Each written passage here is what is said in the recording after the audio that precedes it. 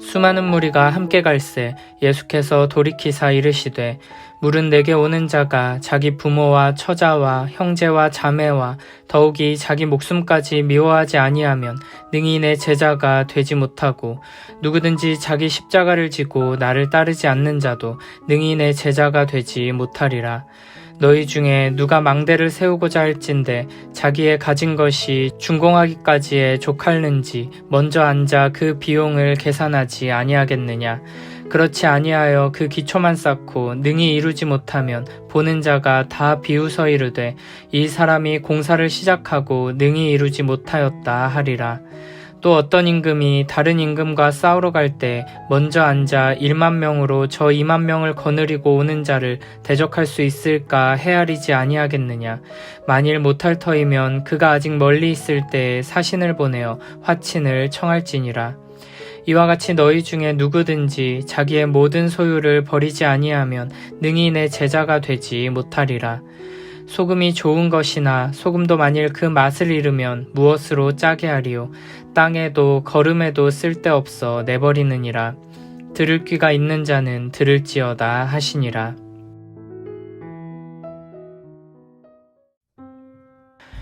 예수님께서는 예루살렘으로 향해 가고 계셨습니다. 그리고 수많은 무리가 예수님을 따라오고 있었습니다.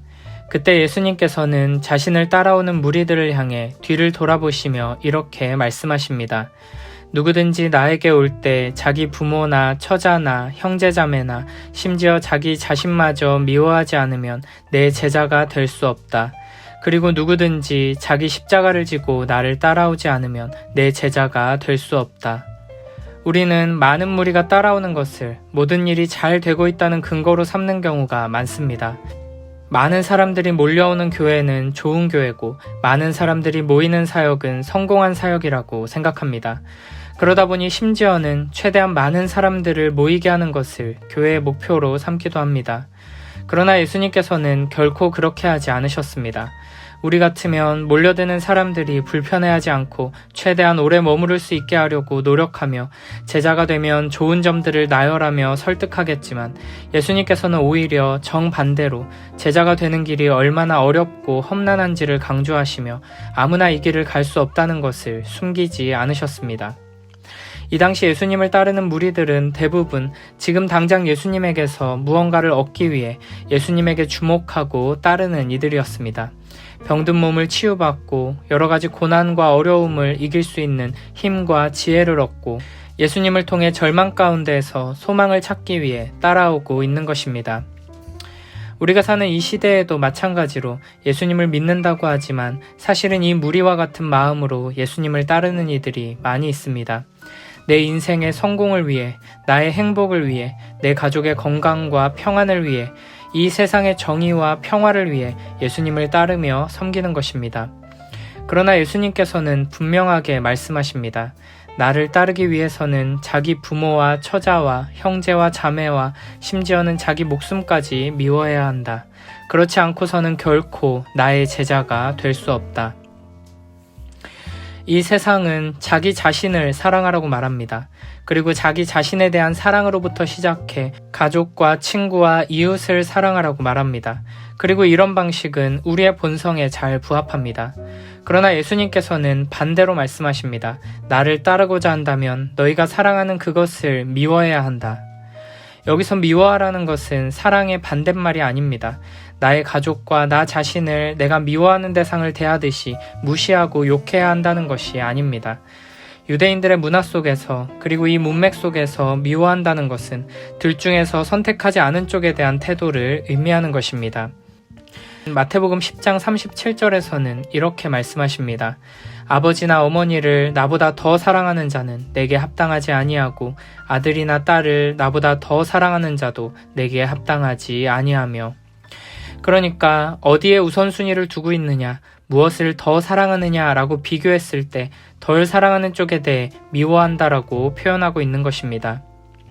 실제로 우리는 덜 사랑하는 대상이 더 사랑하는 대상과의 사랑을 방해할 때 덜 사랑하는 대상을 미워하게 됩니다. 예를 들어 나의 일을 너무나 사랑하지만 가족을 훨씬 더 사랑한다면 나의 일이 나의 가족을 아프게 하고 나의 가족을 사랑하지 못하게 만드는 상황에서는 사랑하는 그 일이 미워지게 되는 것입니다. 예수님을 믿는다는 것은 예수님을 따르고 예수님의 제자가 된다는 것인데, 이는 단순히 예수님에게서 좋은 것을 얻으려는 태도를 가지고는 안 된다는 것입니다. 참된 제자는 그 무엇보다도 예수님을 사랑해서 다른 모든 소중한 것들을 미워하며 버리게 될 만큼 예수님을 절대적으로 사랑하는 사람입니다. 심지어는 나 자신조차도, 나 자신의 목숨마저도 주님을 향한 사랑 앞에서는 하찮은 것이 됩니다. 그래서 27절에서는 누구든지 자기 십자가를 지고 나를 따르지 않는 자도 능히 내 제자가 되지 못하리라고 말씀하십니다. 우리 안에 주님을 향한 진정한 사랑이 회복되길 축복합니다. 이 세상 다른 그 무엇과도 그 누구와도 비교할 수 없을 만큼 크고 깊은 사랑으로 예수님을 사랑하는 우리가 되길 축복합니다. 자기 자신을 향한 사랑으로 가득한 이 세상 속에서 주님을 향한 진정한 사랑으로 자기를 부인하고 자기 십자가를 지고 주님을 따르는 진정한 사랑의 길을 걸어가는 참된 제자가 되길 축복합니다. 예수님께서는 이와 같은 참된 제자의 길에 대해 설명하시기 위해 두 가지 비유를 이야기하십니다. 첫 번째로는 망대를 세우는 일을 하기 전에 그 비용을 계산하지 않겠느냐고 말씀하십니다. 건물을 세우기 위해서는 땅과 건축재료와 일꾼들에 들어가는 비용과 시간 등을 철저하게 계산하고 시작하는 것이 상식입니다. 돈이 부족하고 시간에 한계가 있는데 계산하지 않고 무턱대고 시작하는 사람은 아무도 없습니다. 두 번째로는 전쟁을 하기 전에 승패에 대해 헤아리지 않겠느냐고 말씀하십니다. 전쟁을 하기 전에 우리와 적의 병력과 무기와 전투력에 대해 살펴보고 지형과 보급 등 여러 가지를 고려해 이길 수 있는지 없는지를 헤아려 보는 것은 너무나도 당연한 일입니다. 만약 승산이 없다고 판단되면 전쟁을 피하기 위해 사신을 보내는 등의 노력을 할 것입니다. 이렇게 건축 전에 그 비용을 계산해보고 전쟁 전에도 승산이 있는지 헤아려 보는 것처럼 너희도 나를 따를 때 아무 생각 없이 그냥 따르지 말고 잘 계산하고 헤아려 보라는 것입니다.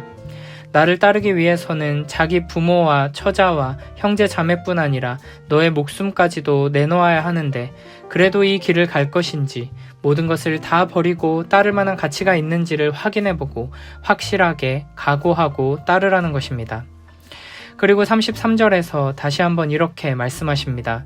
너희 중에 누구든지 자기의 모든 소유를 버리지 아니하면 능히 내 제자가 되지 못하리라. 우리는 이 말씀 앞에서 나는 과연 예수님을 제대로 따르고 있는가, 나는 예수님의 참된 제자라고 할 수 있는가를 정직하게 돌아봐야 할 것입니다. 주님의 부르심에 아멘하며 이 길을 따라갈 것인가 아닌가를 확실하게 정해야 합니다. 많은 사람들이 예수님을 따르지만 예수님을 따르는 많은 무리 중에 진정한 제자는 얼마 되지 않습니다.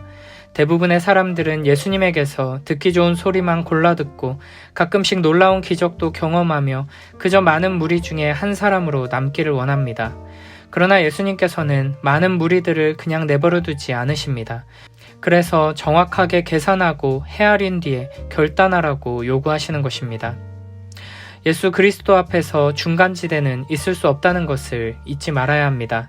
모든 사람의 마음 속에 이 세상도 손해지고 천국도 손해지고 싶은 마음이 있지만 이는 사탄이 심어놓은 악한 생각일 뿐입니다. 예수님을 통해 위로받고 사랑받고 축복을 받기는 원하지만 지금 내가 소유하고 누리고 있는 이 땅의 것들은 여전히 그대로 가지고 있으려는 생각을 버리지 않는 이상 결코 예수님의 제자가 될 수 없고 천국을 소유할 수 없습니다. 우리는 하나님께서 우리에게 약속하신 영원한 하나님 나라에 대해 무한하고 영원하고 변하지 않는 생명과 기쁨과 영광에 대해 깊이 생각하며 계산해야 합니다. 그리고 이 약속된 축복을 우리에게 주시기 위해 제시하신 이 길, 나의 모든 소유를 버리고 내 목숨까지도 버리며 예수님을 따라가는 이 십자가의 길에 대해 진지하게 고민하며 헤아려 봐야 합니다. 그리고 결단해야 합니다.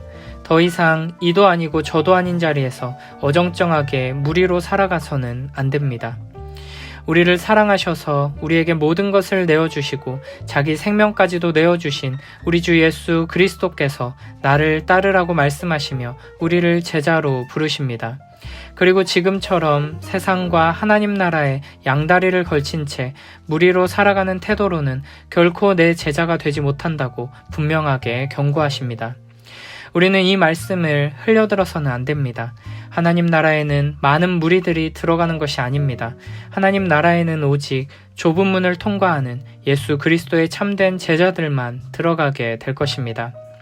이 말씀을 기억하며 자기를 부인하고 자기 십자가를 지고 예수님을 따르는 제자가 되기를 결단하는 우리 모두가 되길 축복합니다.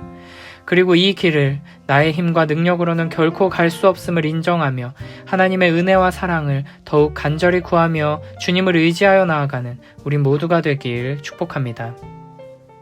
이어서 34, 35절에서는 소금에 대해 말씀하십니다. 소금이 좋은 것이나 소금도 만일 그 맛을 잃으면 무엇으로 짜게 하리요? 땅에도 거름에도 쓸데없어 내버리느니라. 들을 귀가 있는 자는 들을지어다 하시니라. 여기서 소금은 예수님의 제자를 가리킵니다. 소금의 정체성은 짜다는 것입니다.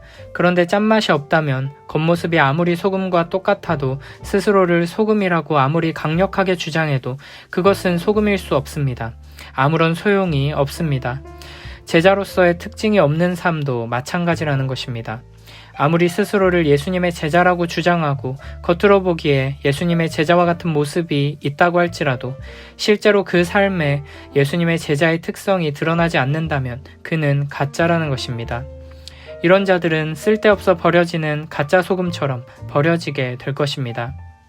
참된 제자가 가져야 하는 특성은 바로 자기 부모와 처자와 형제와 자매와 더욱이 자기 목숨까지 미워하고 예수님을 사랑하는 것이고 자기 십자가를 지고 예수님을 따르는 것이며 모든 소유를 버리고 주님을 섬기는 것입니다. 이것이 바로 주님께서 우리에게 요구하시는 제자의 모습이고 하나님 나라 백성의 영광스럽고 거룩한 특성입니다. 부모와 가족도 미워하고 자기 자신도 미워하는 제자의 삶은 세상과 완전히 단절된 채 외톨이처럼 살아가라는 것이 아닙니다. 오히려 내가 가진 모든 소유도 아까워하지 않고 다른 누구도 나 자신도 버릴 수 있는 용기와 결단이 있는 참된 제자들만이 진정한 사랑을 할 수 있습니다. 복음 안에서 하나님 나라 안에서 참된 정체성이 회복될 때 우리는 우리가 가진 것들을 진정 가치 있게 사용할 수 있고 나와 가족과 이웃들을 하나님의 사랑으로 진정으로 사랑할 수 있으며 이 땅에서의 유한한 목숨에 매이지 않고 영원한 생명을 향해 나아가며 살 수 있게 될 것입니다. 하나님을 사랑하고 이웃을 사랑하는 복된 삶을 통해 모든 것을 버리고 주님을 따르는 참된 제자의 삶을 통해 이 세상 속에서 소금의 짠맛을 내며 세상이 줄 수 없는 참된 사랑을 실천하며 살아가는 복된 우리 모두가 되길 축복합니다.